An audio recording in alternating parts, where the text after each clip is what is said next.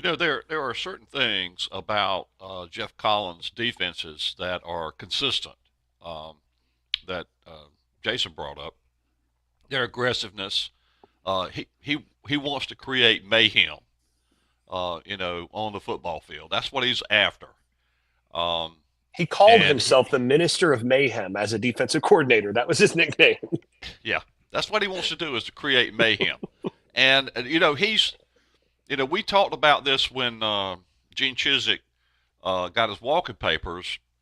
That Gene Chizik style defense was you know keep the ball in front of you, make the offense make a mistake, play it, um, you know, force the offense to drive the ball, 14 plays to score. They'll screw up sooner or later, that kind of thing. The bend don't break defense. No need to elaborate there. We all know what we're talking about. Well, on the face of it, he is the total opposite of that. He's completely not that guy. He wants to go get the ball, and he wants to be aggressive. He wants to sack people. He wants to get tackles for loss, as Greg was talking about.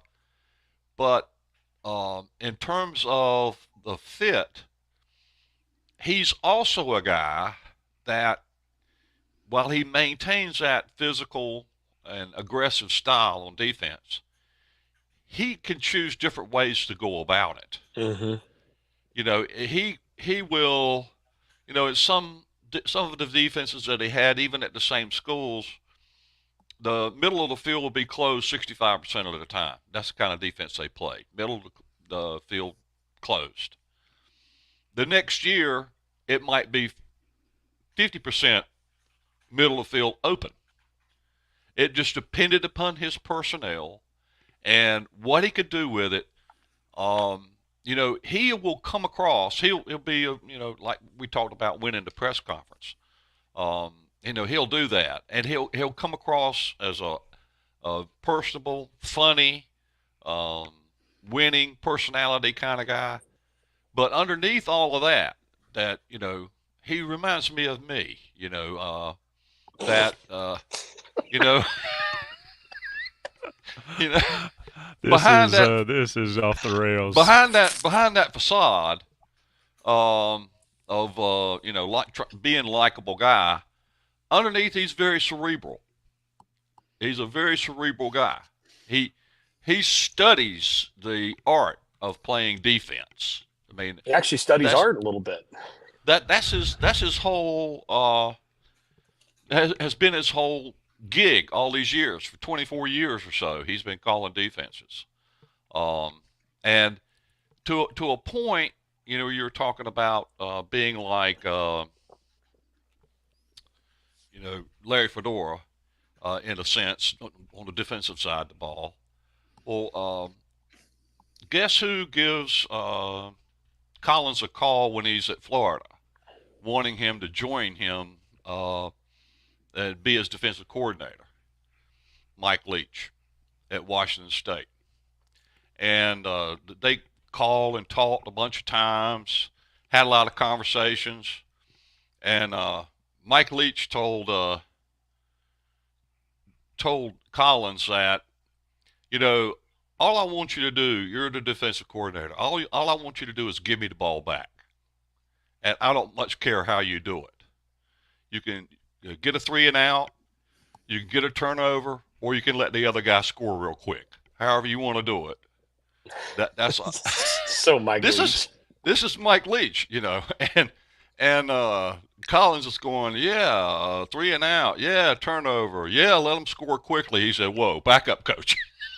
that that third part is not where I want to go here. Let them score quick. That's not who I am. And underneath all of the sort of how he talks is underneath. He really knows what he's talking about. He studies the game of football, and without knowing more about him, it's impossible to judge him at this juncture. Give yourself a chance to know who this guy is, and take it from there. I think he will make the most out of the personnel that North Carolina has, because he's going to put them in those. He's going to look at his personnel and say, "Hey, is this a middle of the field closed group or middle of the field open group? How am I going to go about this?" He's even played, different, even in odd fronts. I mean, he'll hybridize up front, and interesting thing is there's some Jay Bateman to him in terms of some of what he does in terms of personnel and scheme. I mean, that was kind of chuckling to myself that Mack in some ways hired a caffeine-addled Jay Bateman with this one, but it's but with head coaching experience and some other things there. So, yeah, a lot there. By the way, I also, in my time, spending time looking at recruiting, I concluded a couple 2 or 3 years ago, and I could dig a couple tweets out on this, that I came to the conclusion that Georgia Tech staff under Collins, they were actually really good evaluators.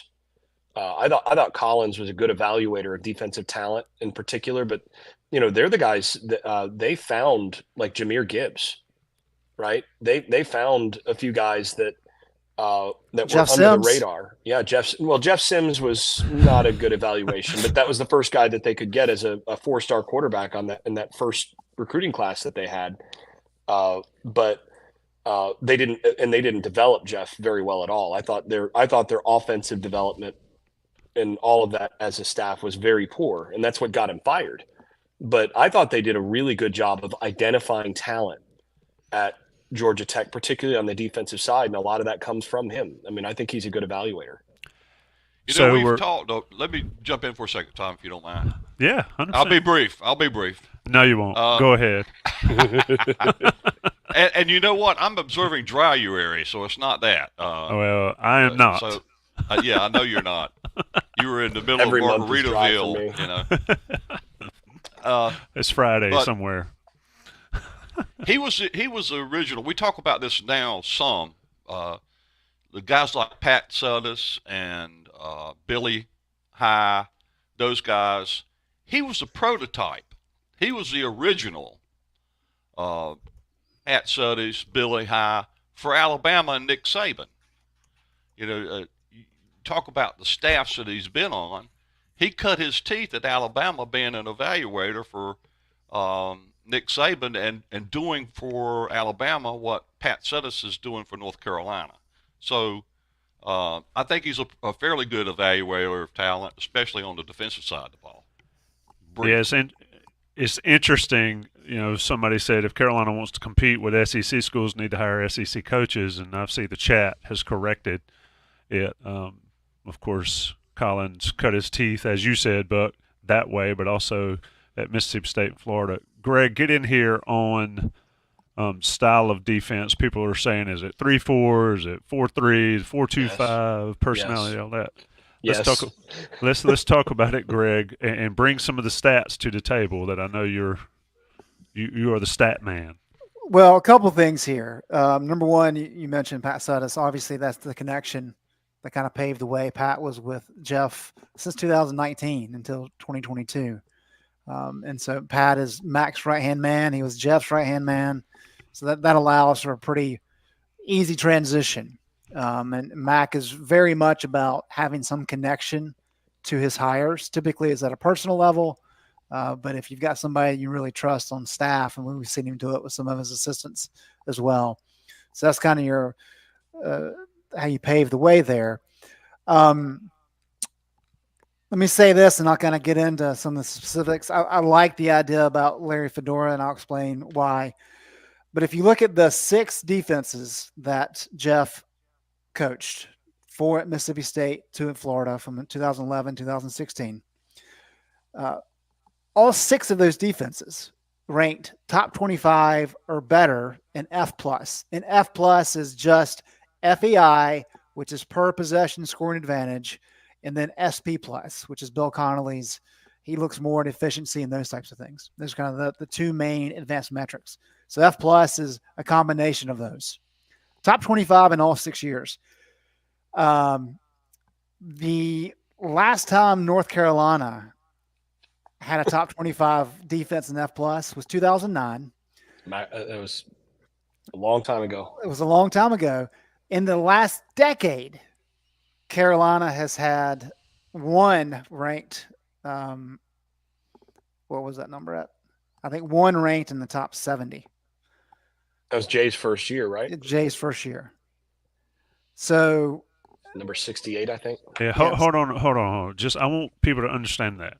In a decade, Carolina's had what defensively? One in the top 70? I believe that's what it is. Yeah, I think it was number 68. Yeah, Jay's in 2019. If I've got a bunch of things written down right here. I believe that is correct. So that's kind of where North Carolina has been. You know, a top 50 offense just has not existed in North Carolina, really since the Butch days. And Geoff for sure knows how to do that.